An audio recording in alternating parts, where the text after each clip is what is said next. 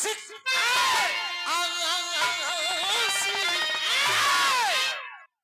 चबाई दो। अरे आशिक यही तो क्वालिटी है बनी। इवरन नटवा क्यों न बनी, बाकी सब बने। अरे आशिक अरे आशिक हूँ तेरा जाने जा। अरे आशिक हूँ तेरा जाने जा। तू अपना बना के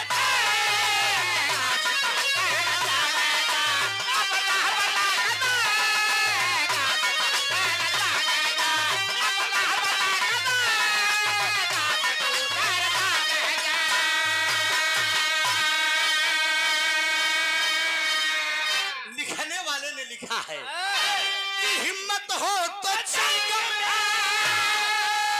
हिम्मत हो तो जंग में, कभी पंजाबी आगे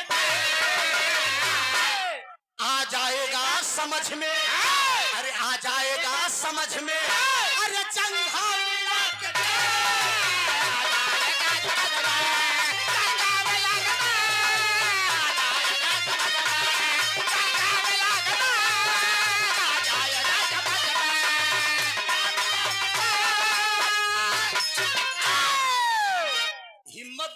जंग में पंजा मिला के देख, आ जाएगा समझ में। जंघा मिला के देख। इस लाइन को समझते हुए कलम के जादूगर और कलाकारों के भगवान, किसी के भगवान हो या न हो, लेकिन मेरे तो भगवान है। आदरणीय सूरभान यादव जी और मंजू मिश्रा जी, ये दोनों जोड़ी बैठी। यार तो ये लोग बिरहा गायिका कविता जी के जन्मदिन में बधाई देने गए बनारस, और हमारे हारमोनियम मास्टर भी गए थे। निमंत्रण तो मेरा भी था, लेकिन प्रोग्राम के नाते मैं नहीं गया। ये सादर 500 रुपए का आशीर्वाद आया है। बहुत बहुत कमल चरण में नमन है। सलाम कबूल हो, दुआ दे कि हम बच्चे अपने फन में सदा कामयाब। दरदार दारा दारा उमड़ी बगावत की जब तक तूफान चल गया, उमड़ी बगावत की जब तक तूफान चल गया, उमड़ी बगावत की जब तक तूफान चल गया, हिंदू लहू का प्यासा मुसलमान रह गया। उमड़ी बगावत की जब तक तूफान चल गया, हिंदू लहू का प्यासा मुसलमान रह गया। सारंगपुर का राम सिंह जौहर का दीवाना, सारंगपुर का राम सिंह जौहर का दीवाना, सारंगपुर का राम सिंह जौहर का दीवाना।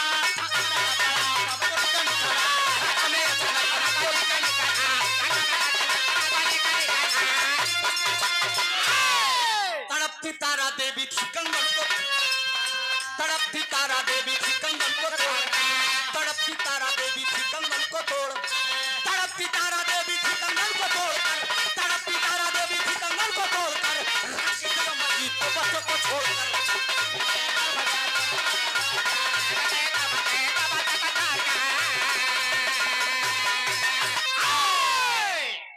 गौर करेंगे बाबूजी, ये बात उस समय की है जिस समय हिंदुस्तान और पाकिस्तान का बंटवारा हुआ था। देश आजाद हुआ सन 1947 में। मेरा देश जब आजाद हुआ, आजाद होने के बाद ऐलान कर दिया गया पाकिस्तान के अगर जो भी हिंदुस्तान के वासी अगर हो, वो अपने वतन को वापस जा सकते हैं। इसी हिंदुस्तान भैया, हेलो भैया, भैया आवाज नहीं। कितना करेगा लगा के तो हम बिरहा गावत हमारा आत्मा जानत बा। 6 महीना का खानगी करब तई पूरा होई। वाह भैया। और तोके तो उहे आलू चिरई के जान जाए, लड़किया के खिलौना लगे तू है करत है। हैं सरवाए है उम्र 42-43 साल की उम्र में। हां कितना मेहनत करत है कि रुपया एक कितना कीमती बा हमरे लिए। अरे वाह, ये आत्मा जानत बा। बच्चा भैया आज देखा भाई जून जमाना खराब बा, निहुरा ना बच्चा। नहीं पीछे से मार दे है। और भैया है लड़किया है हमारे आगे का समझावत है। अरे निहुरे पे ढेर जने के मराई है। तो यहाँ पे कहा था समझ के निहुरा जे अपन हो हुई के आगे निहुरे गए, सबके आगे जिन निहुरे। ये बात हमार ध्यान दे। देश आजाद हुआ, इसी बीच लड़ाई के दरमियान में मेरे देश का एक फौजी जवान था जिसका नाम पत्रिका में बताया गया फौजी राम सिंह। फौजी राम सिंह के पत्नी का नाम बताया गया तारा देवी। 2 बच्चे थे। बड़े वाले बेटे का नाम था रंजीत और छोटे वाले बेटे का नाम था मंजीत। ढाका में गोटी लगी, फौजी राम सिंह शहीद हो गया। हिंदुस्तान की महिला थी, पाकिस्तान में फंस गई थी। लेकर दोनों बच्चों को हिंदुस्तान के लिए जब वो चलती है, पाकिस्तानी पीछा कर लेते हैं। पकड़ लो इस औरत को, इसकी आबरू लूट लो और इसके दोनों बच्चों को गोली मार दो। गौर करेंगे बाबूजी, भागते भागते वो महिला आती है, एक मस्जिद दिखाई पड़ती है। मस्जिद के अंदर एक मुल्ला जी बैठे रहते हैं। मुल्ला जी के सामने आंखों में आंसू लेकर वो तारा देवी अपनी दिल की फरियाद करती है। एक ही तरज का लाइन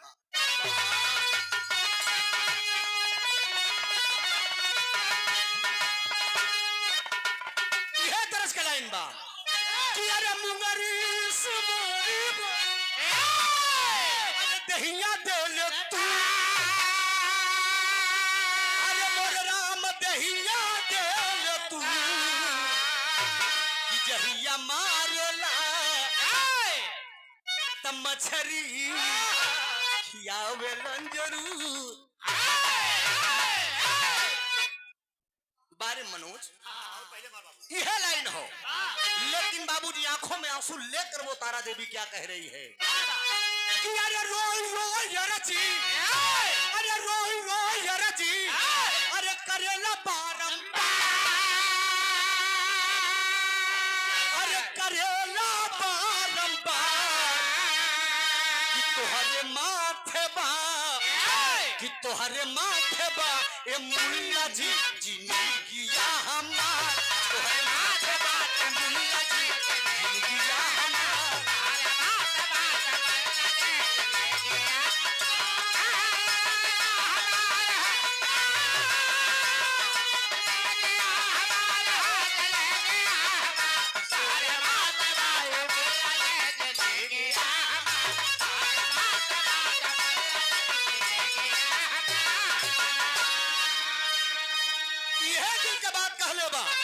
कि सीमावा पे स्वामी हमारे हो गईले सपाना, अच्छा दयो सूरज गोदी तुई गो सुरानवा, गो सुरानवा हो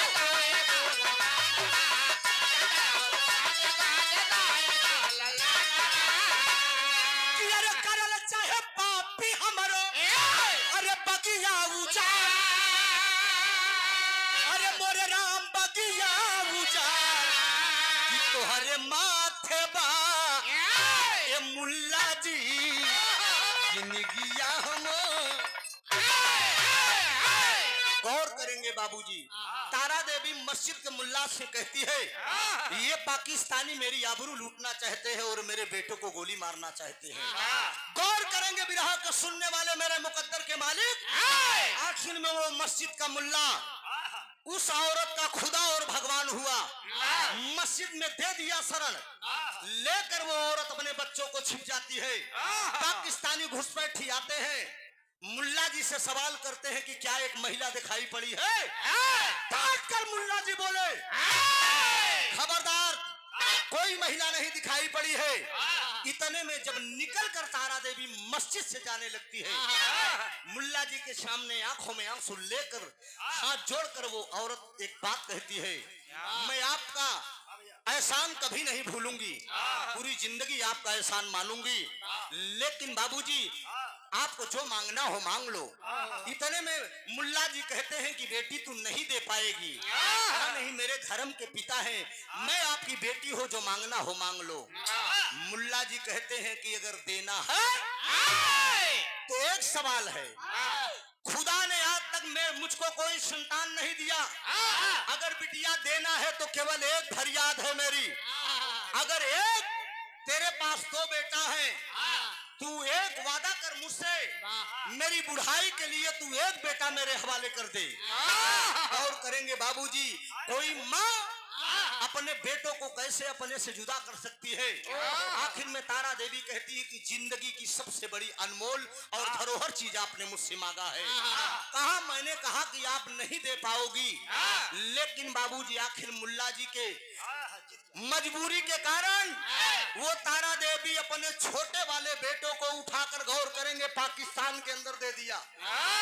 छोटे वाले बेटे मंजीत को मुल्ला जी के हवाले कर दिया पाकिस्तान में। बड़े वाले बेटों को लिवा के वो हिंदुस्तान आती है मित्रों। जब हिंदुस्तान आती है तो यहाँ तरस का लाइन लगल वो स्वर्गीय रामदेव बड़का बाबू।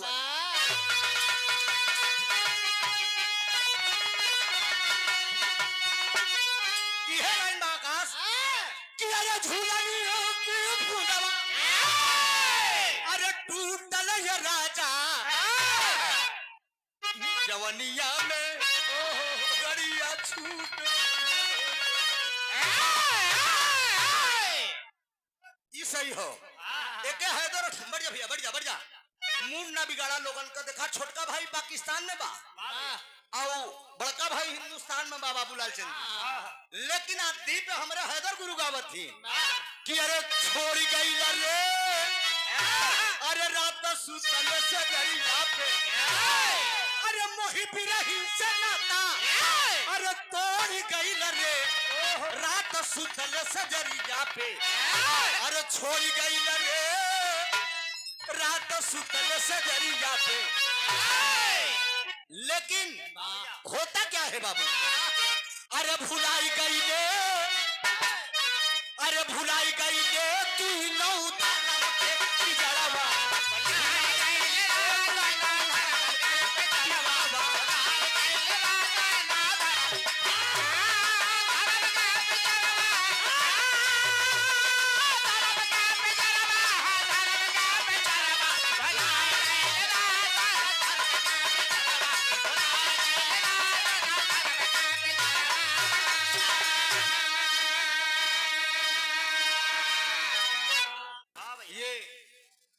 जन्म की कमाई अच्छी थी इस बच्ची की। समझा, एके अपन सौभाग्य समझा, एके जान ला।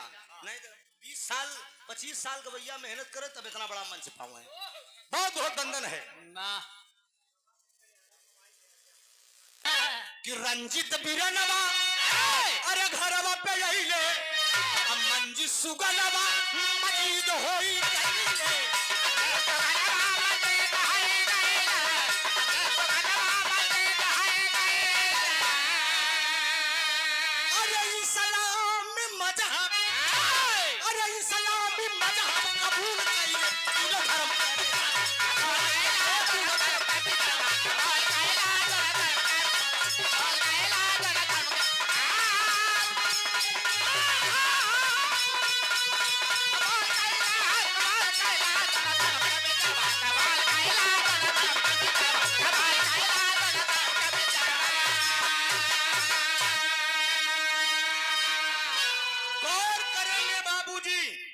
इस्लामी मजहब कबूल कैले, मजहब के चलते उस लड़के का नाम वो पाकिस्तान के अंदर मुल्ला मंजीत से उस लड़के का नाम वो मुल्ला मजीद अली रख दिया।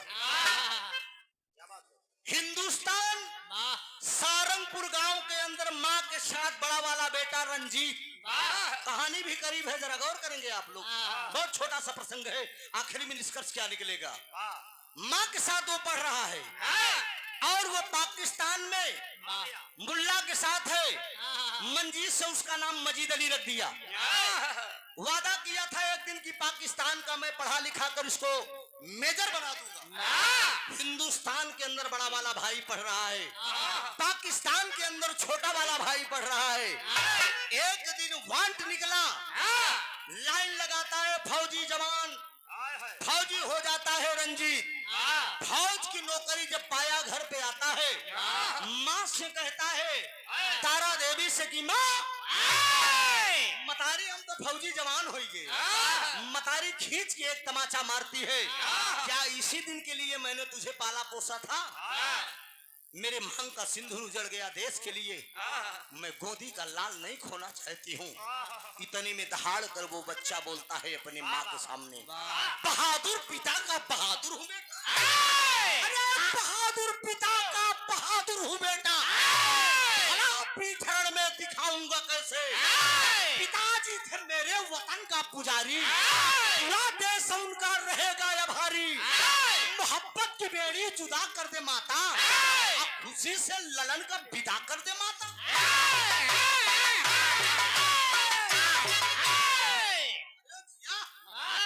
बार नटवा तोरो 56 छुरी 72 भाला आए के लौंडा जमुना जमुना पार वाला।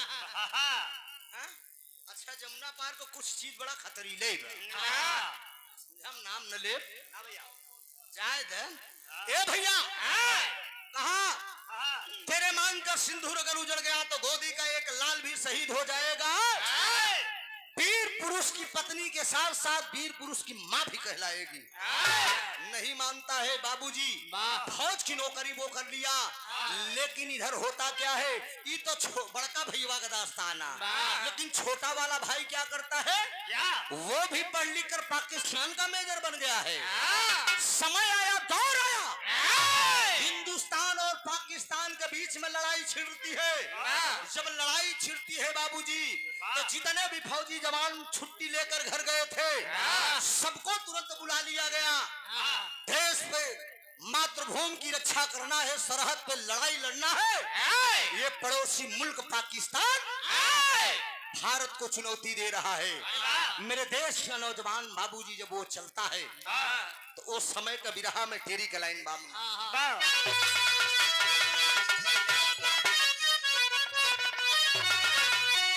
अरे मोरे राम, अरे मतवाला बन के चल भसेरवा, अरे तयवनी पिलक हस्ती पारे हिम्मत वाला, अवनी पिलक हस्ती पारे हिम्मत वाला, मतवाला बन के चल भसेरवा, लेकर आशीर्वाद अपनी माँ का। नौजवान जब देश के लिए लड़ने के लिए चलता है तो खिप तरस के लाइन बा।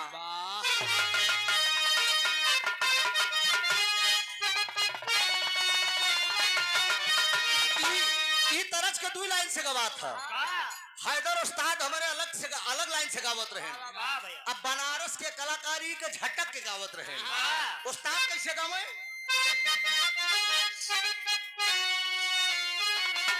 अरे हम गमनवा नहीं जा, अरे हम गमनवा नहीं जाब कि हम गमनवा नहीं नई नई प्रीत लगा हिरानवा, हम गमनवा नहीं जा,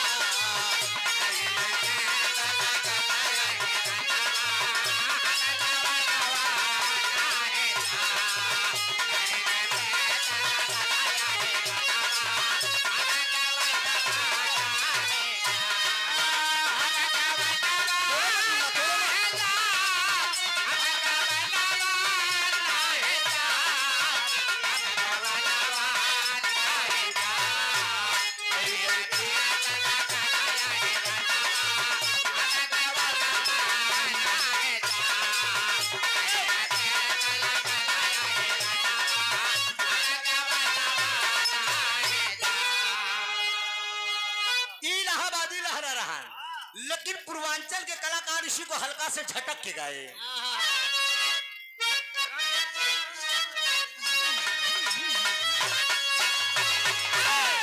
हम गमनवा नहीं जा, हम गमनवा नहीं जा, नहीं न प्रीत लगा हिरानवा, नहीं न प्रीत लगा हिरानवा, हम गमनवा नहीं जा,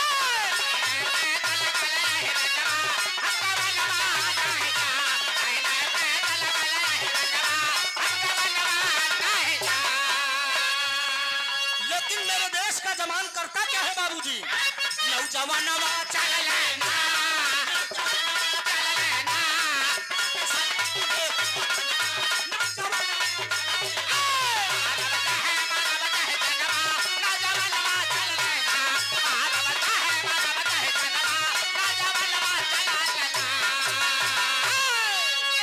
नौजवानवा चल लेना,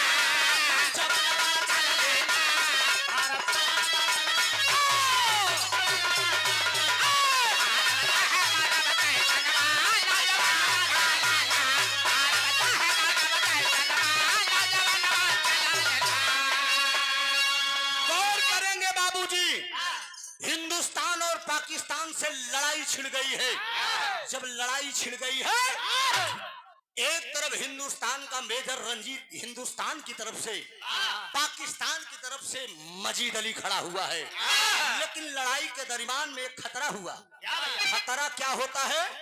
वो जो पाकिस्तान का मेजर था मजीद अली, वो धोखे से हिंदुस्तान के मेजर रंजीत को पकड़कर पाकिस्तान के अंदर सरहद पे ले गया, खींच लिया, बॉर्डर में खींच लिया, ले जाकर कोड़ों की बरसात करने लगा और पता पूछ रहा है कि तू कहाँ का रहने वाला है। तो वो नौजवान मुस्कुराकर कहता क्या है?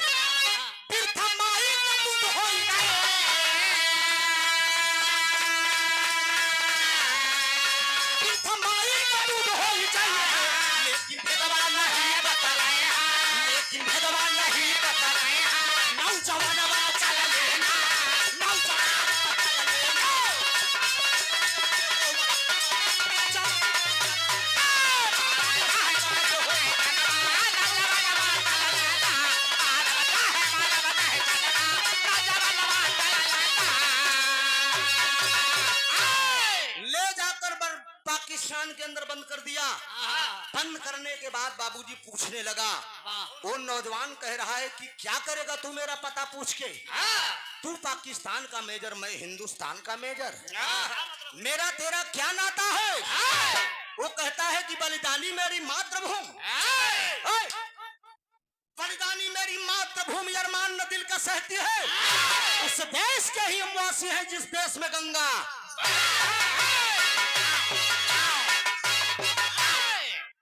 चूहे की औकात तेरी, साले चूहे की औकात तेरी बिल्ली से नजर मिलाता है, और गीदड़ का बच्चा है, गीदड़ है, तू शेर से लड़ने आता है। क्या करेगा तू मेरा पता पूछ के? कहा नहीं कुछ तो बता, तू कहाँ का रहने वाला है? वो नौजवान बताता है कि मैं सारंगपुर गांव का रहने वाला हूँ।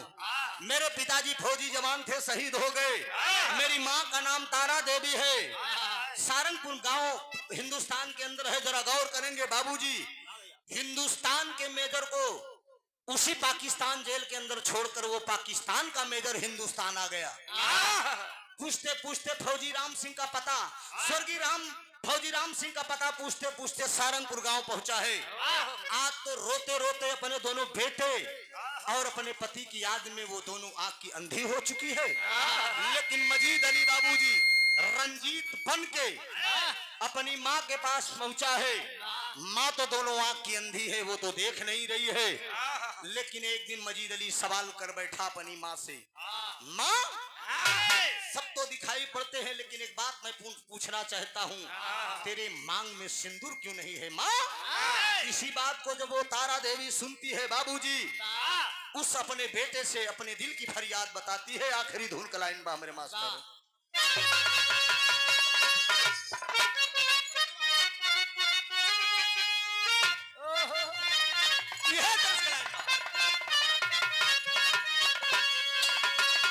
मल्ला भाई अपने नाव का पूजा करत की गावत कि तो के चढ़ाई पे मरी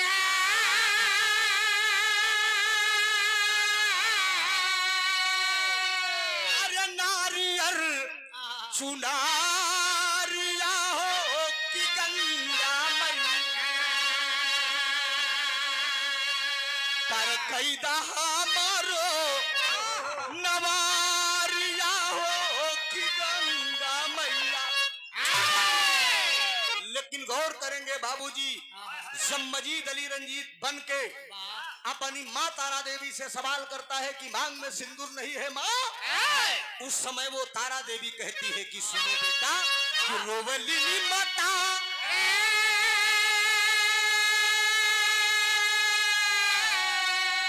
अरे मोरा लाला नावा सुन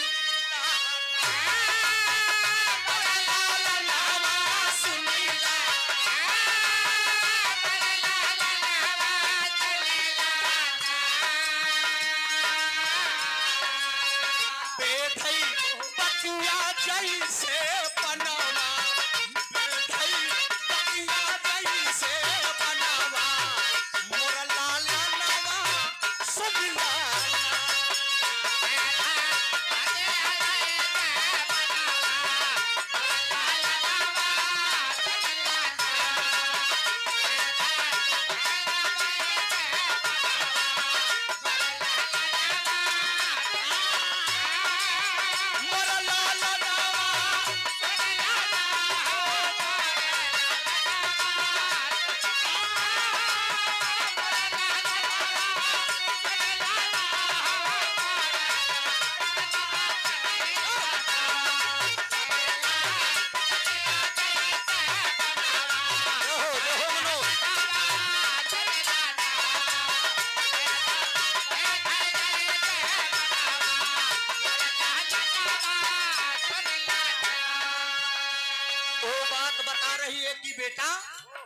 दो भाई था, मंजीत तोरा छोटा भी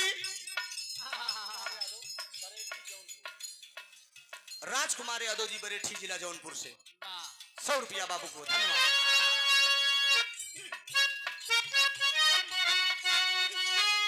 मंजीता तोर छोट एक पीर नवाला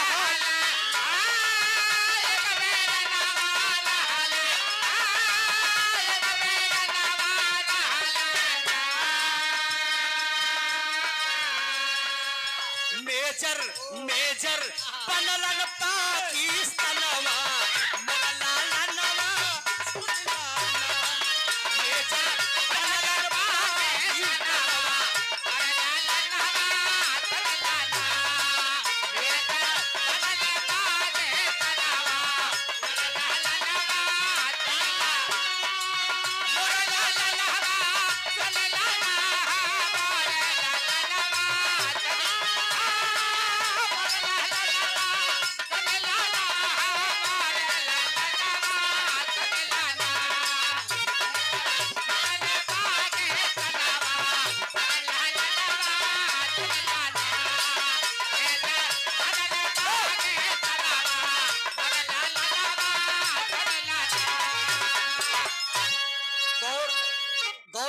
बाबूजी वो अंधी माँ रो रो कर अपने बेटे से बात बता रही है, बेटा तेरे पिताजी का नाम फौजी राम सिंह था, देश के लिए शहीद हो गए। दो भाई था पाकिस्तान से, तू दोनों भाइयों को लेकर मैं भगी थी, लेकिन आबरू और जान बचाने के चक्कर में मुल्ला मांग लिया तेरे छोटे भाई को। आज तो वो पाकिस्तान का मेजर बना होगा। समझ गया मजीद अली किसके मतलब? मैं जिसको जेल में बंद करके आया हूँ वो कोई गैर नहीं है, वो मेरा सगा भाई है। देखिए बाबूजी, भाई की बात जब सुनता है वो मजीद तो मन में सोच क्या रहा है। बाजा धीरे धीरे ये डाउन हो रहा है, इसको और थोड़ा सा लेवल मेंटेन करो, गला सूख रहा है यार।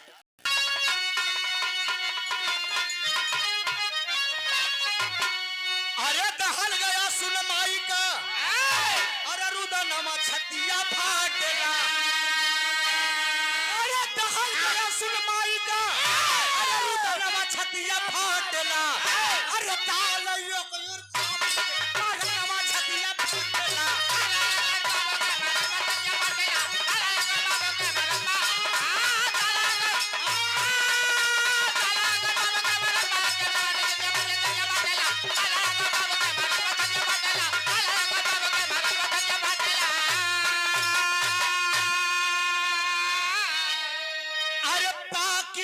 जेल के अंदर मेजर मजीद गई ले आई हो, अब पांव पकड़ के बढ़ के भैया के अब कहने लगे बिन खाई, अरे ना जाने में बन गई ले, अरे दुश्मनमा छतिया फाटेला, अरे भेटई भाई भिड़नमा छतिया फाटेला।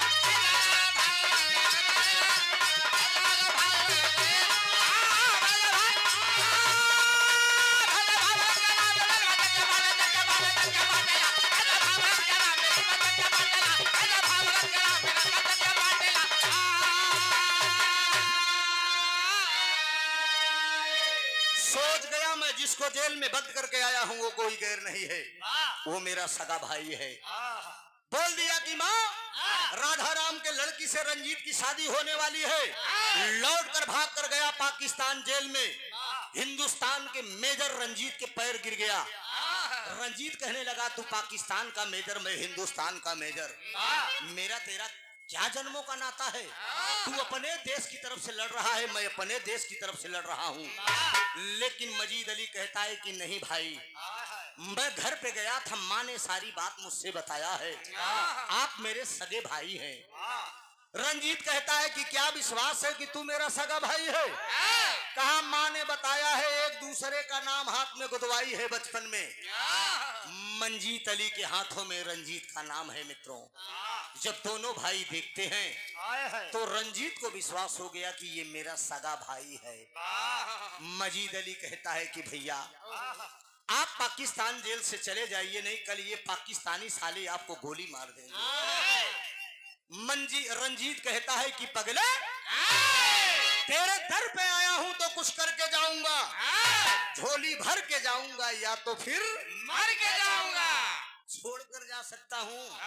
अरे खून का रिश्ता है पगले, तू मेरा सगा भाई है। लेकिन मजीद अली इशारा कर रहा है कि राधा भाभी इंतजार करती होगी। तो जेल से जब फरार होता है तो आल्हा का भाव दिया गया।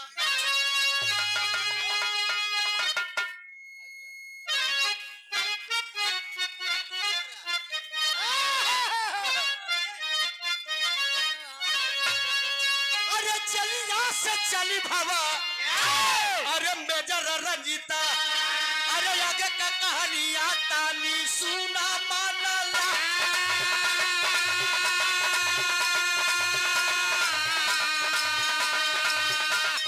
दबले मंजी दबोला सुना मोर पीराना।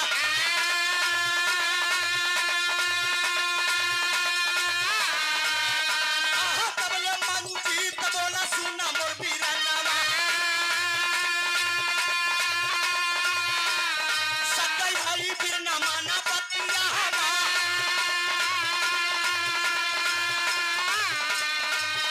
अरे चलिया से चली हवा में जरा रंजीता। अरे सारा पूरा गाँव में सतीला रचा। अरे जेल का निरीक्षण हर करना करैया वाले। ए भैया जेल का निरीक्षण हर करना करैया वाले। अरे एक कैदी जेलवा से नहाले भरा। अरे मेजर मजीद के तरह नंदोला वाले। अरे मेजर मजीद के तरह नंदोला वाले। अरे जेलवा से कैदी कैसे भाई ने फरा।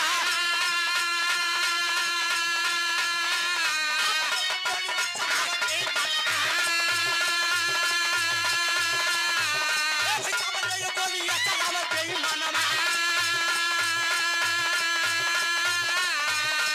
मजीद के बेले तुरंत गोलियां चलाए हो।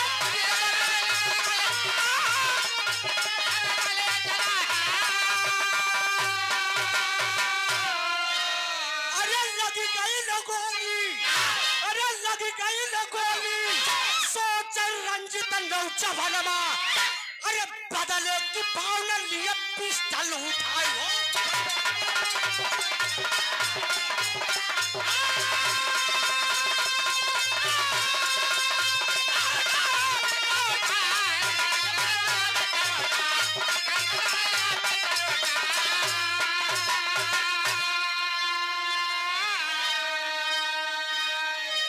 गौर करेंगे बाबूजी, मंजीत अली रंजीत को फरार कर दिया पाकिस्तान जेल से। जब पाकिस्तान जेल से फरार किया, आता है सारंगपुर गांव में राधा नाम की लड़की के साथ शादी करता है। शादी करने के बाद मित्रों, भाई का बदला लेने के लिए टीवी पेपर माध्यम से खबर पहुंचती है कि हिंदुस्तान के मेजर रंजीत को फरार होने के आरोप में पाकिस्तान के मेजर मजीद अली को गोली का शिकार बनाया गया। सुहाग रात की तैयारी कर रहा था। तमतमा उठा वो नौजवान, दुल्हन से कहता है कि सुहाग रात मनाओ कि भाई का बदला लूं। वो दुल्हन नई नवेली कहती कि हम आप इस धरती पे जिंदा रहेंगे तो सुहाग रात तो फिर हो जाएगी, लेकिन पानी गए पे जिंदगानी कोने काम का। आखिर में वो नौजवान करता क्या है, आखिरी भाव है।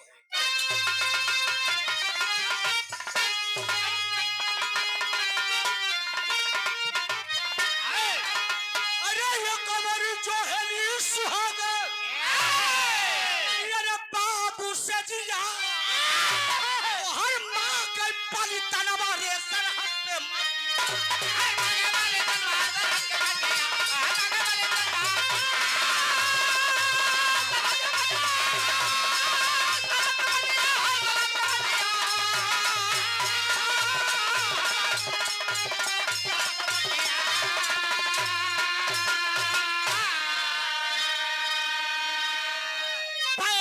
पाकिस्तानियन के अब कैले बधनमा घो धोखे से गोली लागा गिरी का जमाना।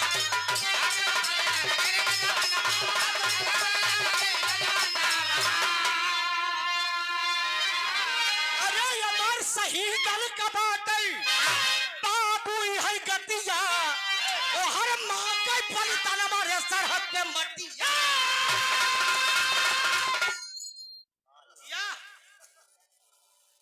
35 घुसपैठियों को मारता है। कोई बात नहीं, सेटिंग हो जाएगी। जय दाई तू मिले था तय दाई तो तोरे सामने नया बिरहा गावत है। यो बेचारा चक्कन परत बदी खड़ी पी गई भैया कितना बिरहा याद करे बा। जब तक हमर नवे होई कम से कम 5 साल टिक के बजाऊगा तब हमार बिरहा खत्म होए के जान।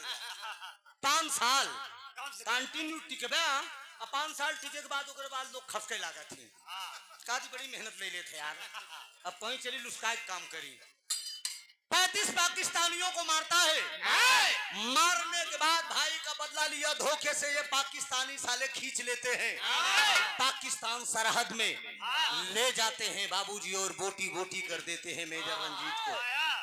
मेजर मंजीत और रंजीत दोनों भाइयों को बोटी बोटी करके ड्यूटी का टाइम फौजी जवानों को ड्यूटी चेंज हो रही है। उसी समय बाबूजी ताबूत में पैक करके बाघा बॉर्डर के सरहद क्रॉस कर दिए, हिंदुस्तान सरहद में कर दिए। जब जवानों की ड्यूटी चेंज होती है, जवान आते हैं देखते हैं तो लाश रहती है। दोनों भाइयों की लाश रहती है। बाबूजी उसकी माँ अंधी अपने बेटे मंजीत को लेकर छाती से लिपट कर रोने लगती है।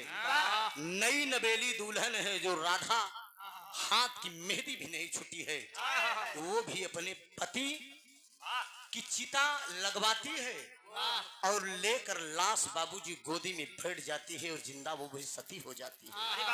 जो माँ अंधी है वो छोटे बेटे की लाश लेकर, मंजीत की लाश लेकर सती होती है। यहीं से विरह मेरा खत्म होता है। गाने का यही भाव है, मेरे देश को आजाद करने के लिए न जाने कितनी माँ बहनों बहन बेटियों के सरेआम में गोरी चमड़ी वाले साले इज्जत लूट लिए, सरेआम आबरू लूटे। लेकिन बारे मेरा हिंदुस्तान देश आजाद होकर रहा, इसीलिए कहा गया लाए हैं उस देश से कश्ती निकाल के, इस देश को रखना मेरे बच्चों संभाल के। ये देश बड़ी मुश्किल से आजाद हुआ है मित्रों। हम चाहेंगे कि हिंदू मुस्लिम सिख ईसाई आपस में हम भाई भाई, देश की एकता कभी खत्म न हो। पड़ोसी मुल्क की निगाहें हम पर टिकी हुई है दोस्त। बच्चों को एक रोटी कम खिलाई, एक रोटी कम खाइए, लेकिन बाबूजी बच्चों को शिक्षा दीजिए।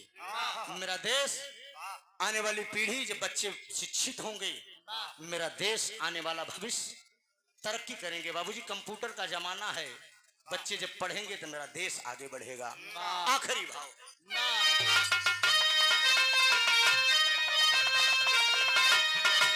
स्वामी गीतानंद अनंत भय भुल्लुर तज दिए कोतारी,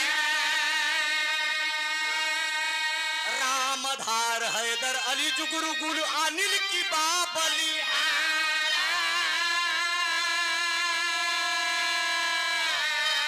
अरे मतवाला पद के चल भसरवा, त्रिभुवन नाथ पहलता सदा विजय का माला, मतवाला पद के चल भसरवा।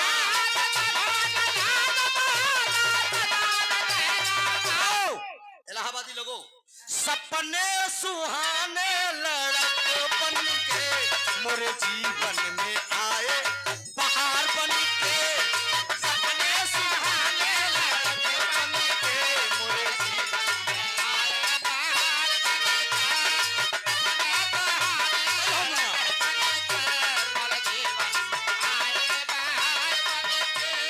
बहार बन के। हाँ ना ना, कहाँ भाग रहे हो?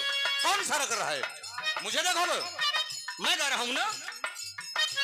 बहार बन के हाँ बहार, बहार बन के हाँ बहार, सपने सुहाने लड़कपन के मोरे जीवन में आए बहार बन के, सपने सुहाने लड़कपन के मोरे जीवन में आए बहार बन के, सपने सुहाने।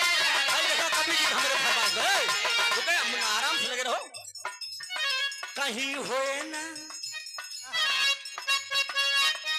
कहीं होए ना मोहल्ले में हल्ला केवड़िया न खटकाना कहीं होए ना मोहल्ले में हल्ला केवड़िया न खटकाना यही है